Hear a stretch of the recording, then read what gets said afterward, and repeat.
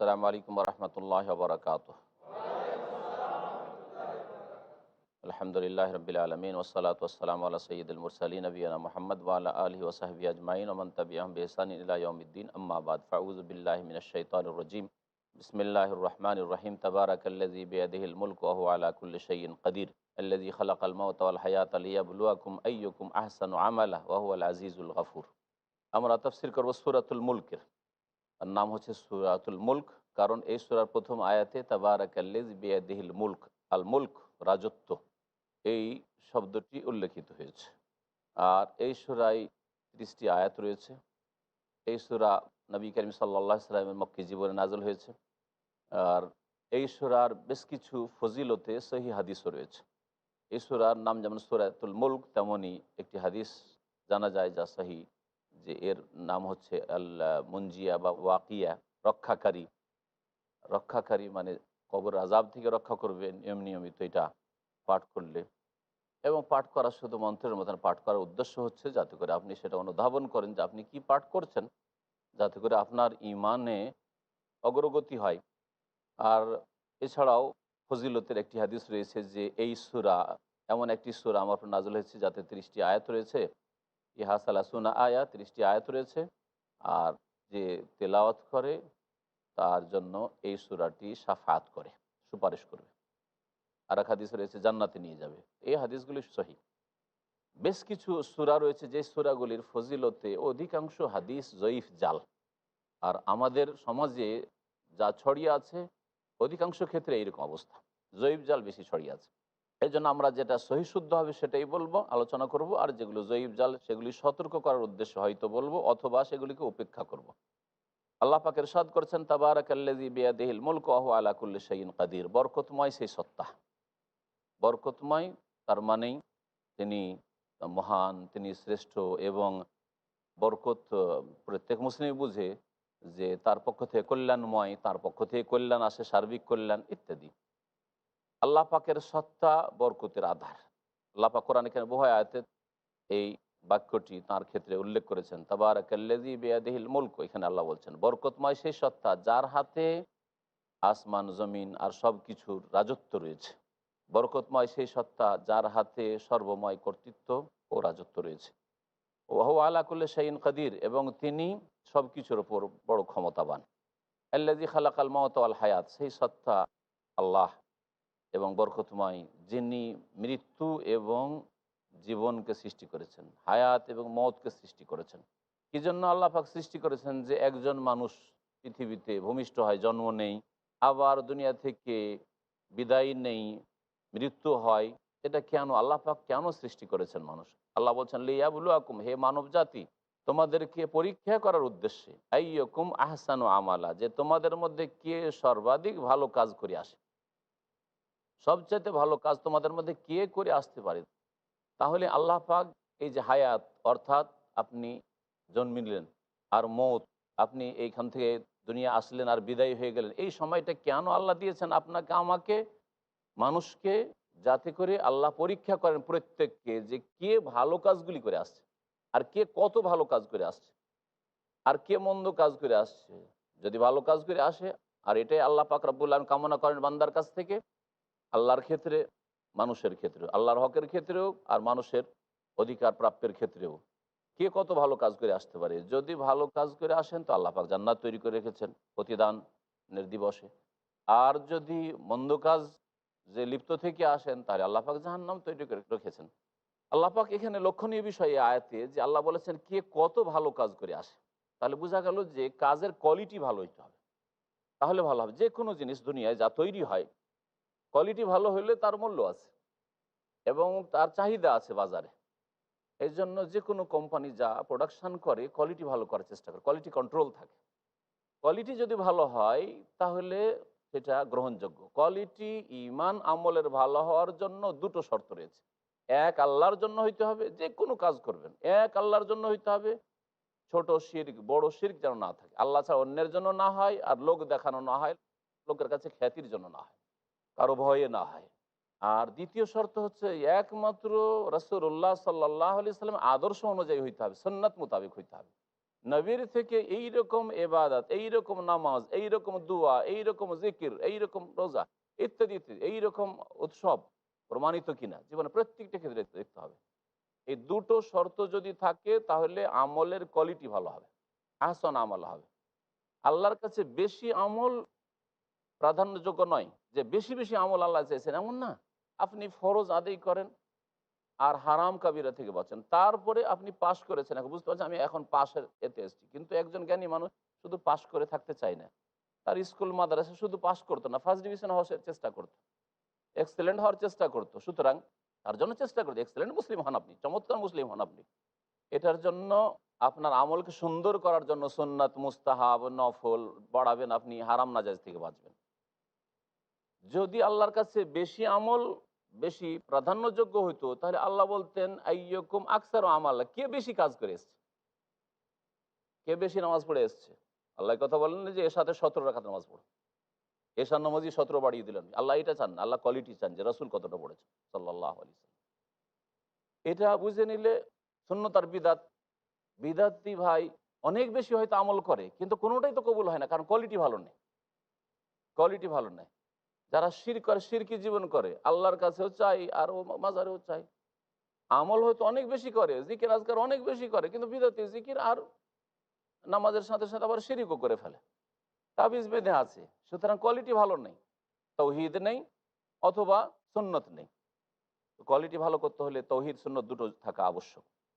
আল্লাযী খালাকা সাবআ সামাওয়াতিন তিবাক, আল্লাহ সেই সত্তা যিনি 7 আকাশকে সৃষ্টি করেছেন স্তরে স্তরে, একটিকে অপরটির ওপর। মা তারা ফি খালকির রহমান মিন তাফাউত, আল রহমান দয়াবানের সৃষ্টিতে তুমি কোনো রকমের অসামঞ্জস্য দেখবে না। ফারজাইল বাসার, সুতরাং তুমি দৃষ্টি ফিরিয়ে দেখো, ভালো করে দেখো।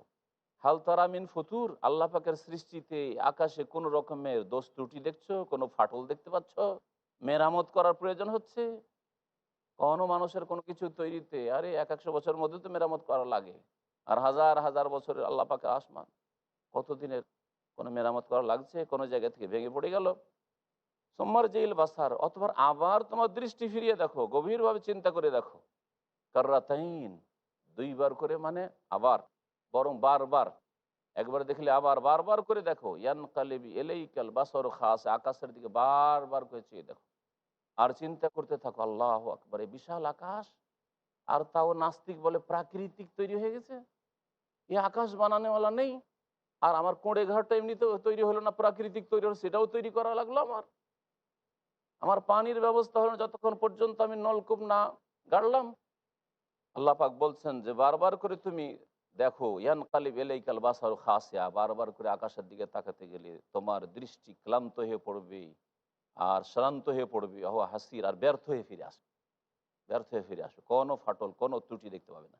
ওয়ালাকাদ যায়্যানা সামা আদ-দুনিয়া বিমাসাবিহ, আল্লাহ পাক রব্বুল আকাশ সম্পর্কে বলছেন যে আমি এই নিকটবর্তী আকাশকে, প্রথম আকাশ, দুনিয়া আদনার স্ত্রীলিঙ্গ মুয়ান্নাস, নিকটবর্তী আকাশকে আমি সুসজ্জিত করেছি বিমাসাবিহ, প্রদীপ মালা দিয়ে। ওয়াজা আলনাহা রুজুমান লিশ-শায়াতিন, এবং আমি এই তারকাগুলিকে, এই প্রদীপ মালাকে করেছি শয়তানকে কশাঘাত করার জন্য। ওয়া আতাদনা লাহুম আযাবাস সাইর, এবং তাদের জন্য আমি, তাদের জন্য যারা শয়তান, মানুষ শয়তান, জিন শয়তান, বদ প্রকৃতির মানুষ, বদ প্রকৃতির জিন, তাদের জন্য আল্লাহ পাক বলছেন যে আমি প্রস্তুত করে রেখেছি জ্বলন্ত শাস্তি, জ্বলন্ত আযাব, জাহান্নামের আযাব তৈরি করে রেখেছি। আল্লাহ পাক এখানে দুটি উদ্দেশ্য বললেন তারকা সৃষ্টি, আকাশে যে তারকা দিয়ে সজ্জিত করেছেন, একটা জিনাতুল ইসসামা, আর একটা হচ্ছে যে শয়তান জিন যখন আকাশের সংবাদ জানার জন্য, ফেরেশতাদের কোনো কথা জানার জন্য, অদৃশ্যের কথা জানার জন্য যে আলাপ আলোচনা হচ্ছে, দ্রুত শুনে এসে গণককে বলবো, আর গণক নিজের কাজ চালিয়ে যাবে, তখন তাদেরকে উল্কাপিণ্ড দিয়ে মারা হয়। সেগুলি আকাশের এই তারকা না হইলেও উল্কাপিণ্ডগুলোর সাদৃশ্যতা রয়েছে তারকার সাথে, সেজন্য আল্লাহ পাক এই বিষয়টি বলেছেন। আর তৃতীয় উদ্দেশ্য, তিনটি উদ্দেশ্যে আল্লাহ পাক রব্বুল আলামিন তারকা রাজি সৃষ্টি করেছেন। তৃতীয় হচ্ছে যে আল্লাহ পাক আরেকটি আয়াতে বলেছেন লিতাহতাদু বিহা ফি যুলুমাতিল বাররি ওয়াল বাহর, জলে এবং স্থলে যাতে করে তোমরা দিক নির্ণয় করতে পারো, দিক নির্ণয়, কোন দিকে পশ্চিম কোন দিকে পূর্ব, যাতে করে চিনতে পারো। ওয়ালিল্লাযিনা কাফারু বিরাব্বিহিম আযাবু জাহান্নাম। আল্লাহ পাক বলছেন, আর ওই সব লোকেদের জন্য যারা তাদের প্রতিপালককে অস্বীকার করেছে বা তার সাথে কুফরি করেছে, জাহান্নামের আযাব রয়েছে। ওয়াবিসাল মাসির, আর কত না জঘন্য প্রত্যাবর্তন স্থল। ইযা উলকু ফিহা সামিউ লাহা শাহীকা ওয়া হিয়া তাফুর, যখন তাদেরকে নিক্ষেপ করা হবে সেই জাহান্নামে, তখন সামিউ লাহা, লোকেরা শুনতে পাবে, লাহা ওই জাহান্নামীরা শুনতে পাবে জাহান্নামের শাহীকান, বিকট গর্জন, ভয়াবহ গর্জন, শাহীক। ওয়াহিয়া তাফুর, এবং জাহান্নাম সেই সময় উদ্বেলিত হবে, জাহান্নাম ফুলবে, ফাঁপবে, তর্জন গর্জন করবে। তাকাদু তামাইয়াজু মিনাল গাইজ, জাহান্নামের সেই সময় এত গোস্সা হবে, এত ক্রোধ হবে, আক্রোশ হবে জাহান্নামীদের ওপর, পাপিষ্ঠদের ওপর। কেন আক্রোশ হবে আর কেন এই ক্রোধ হবে? আল্লাহর ক্রোধে। যেহেতু আল্লাহ পাকের অনুগত জাহান্নাম, আল্লাহ কিয়ামতের দিনে সবচেয়ে বেশি রাগান্বিত হবেন কাফের, মুশরিক, অবাধ্য, নাফরমান, গুনাহগার, পাপিষ্ঠদের উপর। আল্লাহর রাগান্বিত হওয়ার কারণে আল্লাহ পাকের এই জাহান্নাম রাগান্বিত হবে। তাফসীর কথা বলছেন, তাকাদু তামাইয়াজু মিনাল গাইজ, উপক্রম হবে যে জাহান্নাম ফেটে পড়বে। জাহান্নাম ফেটে পড়ার উপক্রম হবে মিনাল গাইজ, রাগে, ক্রোধে। কুল্লামা উলকিয়া ফিহা ফাওজ, যখন যখন একটা দলকে জাহান্নামে ফেলা হবে, ধরেন এই মুশরিকগুলি, বহুত্ববাদীগুলি গেল, এই নাস্তিকগুলি পড়ে, এইভাবে দল হবে। এই বেনামাজির দল গেল, এই জেনাকারী ব্যভিচারকারীদের দল জাহান্নামে ফেলা হলো, এই খুনিদের দলকে জাহান্নামে ফেলা হলো, এক একটা দল করে ফেলা হবে। সাআলাহুম খাজানাতুহা, তখন ওদেরকে জিজ্ঞেস করবে জাহান্নামের রক্ষীরা যে আলাম ইয়াতিকুম নাযীর, তোমাদের কাছে কি কোনো সতর্ককারী আসেনি? কি ব্যাপার, জেনা হারাম জানতে না?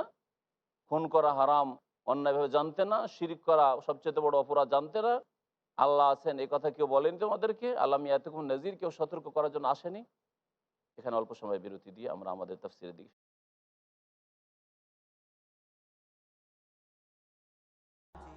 সম্মানিত ভাতৃমণ্ডলী, ফিরে আসি আমাদের তাফসীরের দিকে। আল্লাহ পাক রব্বুল আলামিন সূরা মুলকের আয়াত নম্বর 9 ইরশাদ করেছেন, ক্বালু বালা কাদ জাআনা নাযীর ফাকাযযাবনা ওয়া কুলনা মা নাযালাল্লাহু মিন শাইইন আনতুম ইল্লা ফি দালালিন কাবীর। আল্লাহ পাক রব্বুল আলামিন এই আয়াতের আগের আয়াতে বলেছেন যে জাহান্নাম এত তর্জন গর্জন করবে যে ক্রোধে মনে হবে যে ফেটে যাবে। আর যখন যখন একটা করে দল জাহান্নামে নিয়ে এসে ফেলা হবে আর মুখের ভরে জাহান্নামে ফেলা হবে, সেই সময় জিজ্ঞেস করবেন রক্ষীরা, আলাম ইয়াতুকুম নাযীর, জাহান্নামের রক্ষী ফেরেশতারা জিজ্ঞেস করবেন, তোমাদের কাছে কি সতর্ক সাবধানকারীরা আসেনি? কালু, তখন এই জাহান্নামীরা বলবে, বলা, হ্যাঁ আমাদের কাছে অবশ্যই এসেছিল। তাদের জাআনা নাযীর, আমাদের কাছে সতর্ককারী এসেছিলেন। ফাকাযযাবনা, কিন্তু আমরা অস্বীকার করেছিলাম, অমান্য করেছিলাম, মিথ্যা মনে করেছিলাম। ওয়া কুলনা, আর আমরা বলেছিলাম, মা নাযালাল্লাহু মিন শাই, আল্লাহ কোনো কিছুই অবতীর্ণ করেননি। না কোরআন জানতাম, না তাওরাত জানতাম, না ইনজিল জানতাম। তাওরাত ইনজিল এখন বিকৃত হয়ে গেছে, কিন্তু যখন সেটা আল্লাহ পাকের মনোনীত কিতাব ছিল আর অবিকৃত ছিল, তখন সেটাই ছিল সত্যদিনের কিতাব। আল্লাহ কোনো কিছু নাজিল করেন না, আমরা ওইসব বিশ্বাস করি না। ইন আনতুম ইল্লা ফি দালালিন কাবীর, এবং আমরা নবী রাসূলগণকে বলেছিলাম যে তোমরাই বড় ভ্রষ্টতায় নিমজ্জিত রয়েছে। ওদেরকে বলেছিলাম যে তোমরাই গুমরাহ, তোমরাই ভুল পথে আছো, আমরাই ঠিক পথে আছি। এখন বুঝতে পেরেছি। ওয়াকালু, আর ওই জাহান্নামীরা বলবে আক্ষেপ করে, ওয়াকালু লাউ কুন্না নাসমা ওয়া নাকিল, আমরা যদি শুনতাম এবং বুঝতাম। যদি নবীরা যখন বলেছিলেন, অথবা ওলামায়ে কেরাম যখন বলেছিলেন, আল্লাহর দিনের দায়ীরা যখন বলেছিলেন, যদি আমরা শুনতাম কথাগুলি, ও নাকিলু, আর বোঝার চেষ্টা করতাম, মা কুন্না ফি আসহাবিস সাইর, তাহলে জাহান্নামের অধিবাসী হইতাম না, এই জ্বলন্ত আগুনের অধিবাসী হইতাম না। হ্যাঁ, তারা ফুবে জামবেহিম, সেই দিন জাহান্নামে পড়ে পড়ে নিজের অপরাধের গুনহার স্বীকার করবে যে আল্লাহ এই গুনাহ করেছি, ভুল করেছি। ফাসহুকাল্লি আসহাবিস সাইর, কিন্তু আর তো সংশোধনের সময় নেই, ফিরেও আসবে না। ফাসহুকাল্লি আসহাবিস সাইর, সুতরাং দূর হোক, ধ্বংস হোক, সোহকান, দূর হয়ে যাক, লে আসহাবিস সাইর, ওই সব লোকেরা যারা জ্বলন্ত আগুনের অধিবাসী। আল্লাহর রহমত থেকে দূরে কখন আল্লাহ পাকের রহমত হবে না। ইন্নাল্লাযীনা ইয়াখশাউনা রাব্বাহুম বিল গায়ব লাহুম মাগফিরাতুন ওয়া আজরুন কাবীর। এতক্ষণ পর্যন্ত জাহান্নামের অবস্থা, জাহান্নামীদের অবস্থা আল্লাহ কিছুটা বললেন, এখন জান্নাতীদের কথা বলছেন। নিঃসন্দেহে যারা তাদের প্রতিপালককে ভয় করে না দেখে, বিল গায়ব, না দেখে ভয় করে, দেখেনি আল্লাহ পাককে, দেখেনি আল্লাহ পাকের ওহী কেমন হইতো, দেখেনি আল্লাহ পাকের রাসূলকে, দেখেনি জান্নাত জাহান্নামকে, দেখেনি কবর আযাবকে, কিন্তু আল্লাহ যেহেতু বলেছেন এবং আল্লাহ পাকের সবচাইতে সৎকর্মশীল বান্দা আম্বিয়া রসুলগণ এইসব কথা বলেছেন, সেজন্য না দেখে বিশ্বাস করেছে তারা। লাহুম মাগফিরা, তাদের জন্য বড় মার্জনা রয়েছে, ওয়াজরুন কবির, আর মহাপুরস্কার রয়েছে। ও আসির কাউলাকুম আবি ঝারুবিহি, আল্লাহ পাক বলছেন তোমাদের কথা লুকিয়ে রাখো, গোপন করো অথবা প্রকাশই করো। ইন্নাহু আলিমুম বিযাতিস সুদূর, আল্লাহ পাক তোমাদের অন্তর্যামী। আলা ইয়ালামু মান খালাকা ওয়া হুয়াল লাতীফুল খাবীর, যিনি সৃষ্টি করেছেন তিনি কি জানবেন না? ওয়া হুয়াল লাতীফুল খাবীর, অথচ আল্লাহ পাকের একটি গুণ হচ্ছে যে তিনি আল লাতীফ, বড়ই সূক্ষ্মদর্শী, আল খাবীর, বড়ই সূক্ষ্ম খবর রাখেন। সূক্ষ্ম দেখেন আর সূক্ষ্ম খবর রাখেন। যা কোনো মানুষ দেখতে পায় না তাও আল্লাহ দেখেন, যা কোনো মানুষ শোনে না, খবর রাখে না, তারও খবর রাখেন। আল্লাহ পাকের সাদ করছে হুয়াল্লাযী জাআলা লাকুমুল আরদা যালুলা, আল্লাহ সেই সত্তা যিনি এই পৃথিবীকে বা জমিনকে করেছেন অনুগত, বসবাসযোগ্য। মানুষের জন্য অনুগত এই জমিন। জমিন যদি বসবাসযোগ্য না হইতো, না স্থির থাকতে পারতো, আর না ঘরবাড়ি করতে পারতো, আর না ঘুম আসতো। ফামসুফি মানাকিবাহা, সুতরাং হে মানব জাতি তোমরা এই জমিনের বুকে চলাফেরা করতে থাকো। মানাকিব মানে হচ্ছে জমিনের আনাচ কানাচ, এই জমিনের আনাচে কানাচে অর্থাৎ এই পৃথিবীতে তোমরা চলাফেরা করতে থাকো। অকুলু মির রিজকিহি, আল্লাহ পাকের যে রিজিক উপজীবিকা রাখা আছে পৃথিবীতে তা তোমরা ভক্ষণ করো, গ্রহণ করো। ওয়া ইলাইহিন নুশুর, আর জেনে রাখো যে এই মাটি কামড়েই থেকে যেও না, যে এই পৃথিবী হচ্ছে লক্ষ্য উদ্দেশ্য, বরং ওয়া ইলাইহিন নুশুর, তার কাছেই পুনরুত্থিত হইতে হবে, তার কাছেই একত্রিত হইতে হবে, আসতে হবে সেখানে। কিন্তু তার জন্য প্রস্তুতি নিয়ে পৃথিবীতে এই জন্য পাঠাইলাম। আমিনতুম মান ফিস সামা, তোমরা কি নির্ভীক হয়ে গেছো সেই সত্তাকে বলে যিনি আকাশে রয়েছেন। আকাশে কে রয়েছেন? আল্লাহ। তাহলে আল্লাহ আকাশে রয়েছেন। তাহলে এই ভ্রান্ত আকীদা যে আল্লাহ সর্বত্র বিরাজমান, স্পষ্ট এই আয়াত বিরোধী, তাই না? আল্লাহ বলছেন আমিনতুম, তোমরা কি ভয় করো না, তোমরা কি নিরাপদ হয়ে গেছো সেই সত্তাকে বলে মান ফিস সামায়, যিনি আকাশের ওপরে রয়েছেন। ফিস সামায় মানে আলাস সামায়, যিনি আকাশের ঊর্ধ্বে রয়েছেন, সৃষ্টির ঊর্ধ্বে রয়েছেন আল্লাহ রাব্বুল আলামিন। আইয়াকসিফা বিকুমুল আরদ, যে আল্লাহ পাক তোমাদেরকে পৃথিবীতে বিধ্বস্ত করে দিবেন, আল্লাহ ইচ্ছা করলে বিধ্বস্ত করে দিবেন, আল্লাহর অবাধ্য হলে। ফাইজা হিয়া তামুর, তখন সেই জমিন ভূমি কাঁপতে শুরু করবে। আল্লাহ যদি তোমাদেরকে ধ্বংস করতে চান বিধ্বস্ত করে, তাহলে জমিনে কম্পন শুরু হয়ে যাবে। আমিনতুম মান ফিস সামা, নাকি তোমরা নির্ভীক হয়ে গেছো সেই সত্তাকে বলে যিনি আকাশের ওপর রয়েছেন। আন ইউরসিলা আলাইকুম হাসিবা, যে তিনি তোমাদের ওপর পাথর বর্ষণ করবেন। এমন বাতাস, ঝড়ো হাওয়াকে বলা হয় যাতে পাথর থাকে আল্লাহ পাকের আযাবের, বৃষ্টি থাকে না, রহমত থাকে না। ফাসাতালামুন, তখন শীঘ্রই বুঝতে পারবে কাইফা নাজির, আমার সতর্কবাণী কেমন ছিল। আমি সতর্ক করেছিলাম কিন্তু তোমরা সংশোধন করনি।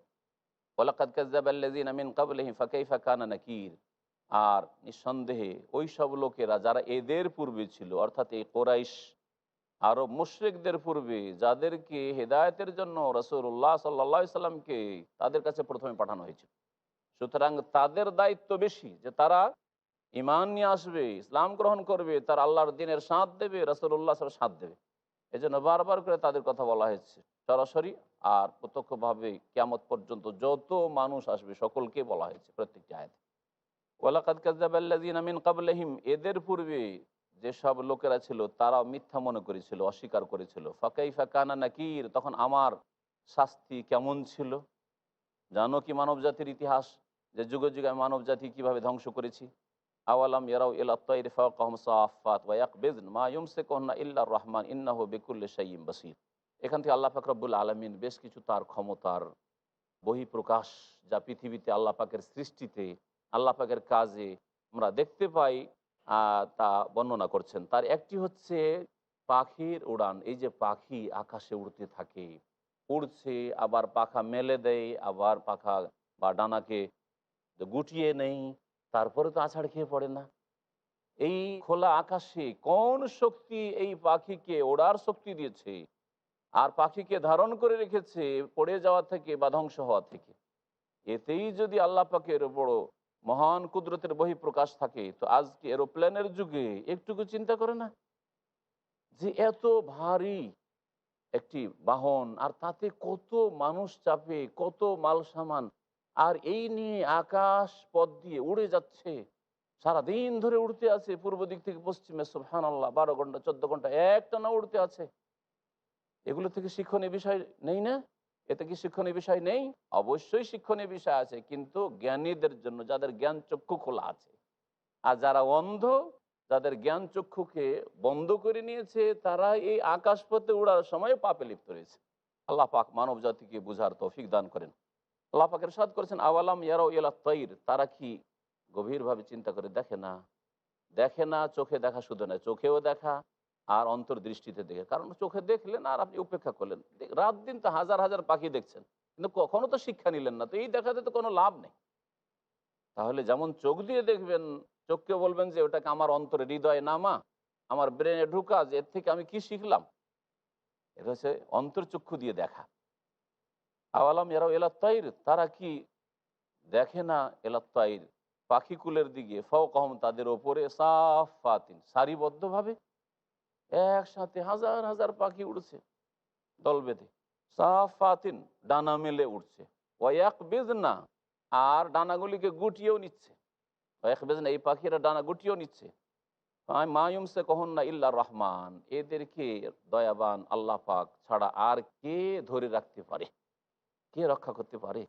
ইন্নাহু বিকুল্লি শাইইন বাসীর, নিঃসন্দেহে আল্লাহ পাক রব্বুল আলামিন সব কিছুই দেখেন, সব দেখছেন। আল্লাহ পাক এই পাখিদের অবস্থাও দেখছেন, যে এই পাখিরা উড়ছে, সুতরাং তাদেরকে নিরাপদ গন্তব্যস্থানে পৌঁছাতে হবে। আল্লাহ সব কিছু দেখছেন।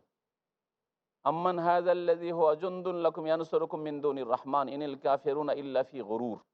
আল্লাহ পাক রব্বুল এখান থেকে যারা অবাধ্য কাফের মুশরিক, যারা আল্লাহ ছাড়া অন্যের উপাসনা করেছে, তাদেরকে বলছেন যে যাদের তোমরা উপাসনা করেছো তারা তোমাদের সেনাবাহিনী। আল্লাহ পাক এই আল্লাহ ছাড়া অন্যের উপাসনা যে করা হয়েছে, এগুলোকে কাফের মুশরিকদের বাহিনী বলেছেন, তাদেরই বাহিনী। বাহিনী কি করে? সাহায্য সহযোগিতা করে। আর এদের ধারণা ছিল যে এগুলোর উপাসনা করলে বা একে সেজদা করলে উপকার করবে, সাহায্য করবে, সাহায্য সেনাবাহিনী করে, আর এরাকে ওই বাহিনী মনে করেছে। এছাড়াও পৃথিবীর হয়তো ক্ষমতা আছে, দাপট আছে, আর তার জনবল আছে, অথবা রাষ্ট্রীয় ক্ষমতা আছে, এগুলি হচ্ছে বাহিনী। আল্লাহ পাক এ সম্পর্কে বলছেন যে আম্মান হাযাল্লাযী হুয়া জুনদুন লাকুম ইয়ানসুরুকুম মিন দুনির রহমান, কে তোমাদের রক্ষা করতে পারে, সেই সত্তা কি? আম্মান হাযাল্লাযী হুয়া জুনদুন লাকুম, সেই আল্লাহ পাক রব্বুল আলামিন তোমাদের রক্ষা করেন নাকি? আম্মান নাকি ওই, হাযাল্লাযী যে, জুনদুন লাকুম তোমাদের বাহিনী, ইয়ানসুরুকুম মিন দুনির রহমান দয়াবান আল্লাহ পাক ছাড়া তোমাদের সাহায্য করতে পারেন। ইনিল কাফিরুনা ইল্লা ফি গুরুর, কাফিররা তো একমাত্র প্রতারণা, ধোঁকাতেই পড়ে রয়েছে। আমাদের সময় শেষ হয়েছে, আমরা আজকের মতো এখানেই আমাদের তাফসীর শেষ করছি। আল্লাহ পাক রব্বুল আলামিন যেন আমাদের ভুলভ্রান্তি মাফ করে দেন। আল্লাহ পাক রব্বুল আলামিন যেন তাকে চেনার তৌফিক দান করেন এবং তার ইবাদত বন্দেগীর তৌফিক দান করেন। আমাদেরকে আল্লাহ পাক দুনিয়া এবং আখিরাতে সুখী করেন। ওয়া সাল্লাল্লাহু আলা নবিয়িনা মুহাম্মদ ওয়া আলা আলিহি ওয়া সাহবিহি আজমাইন।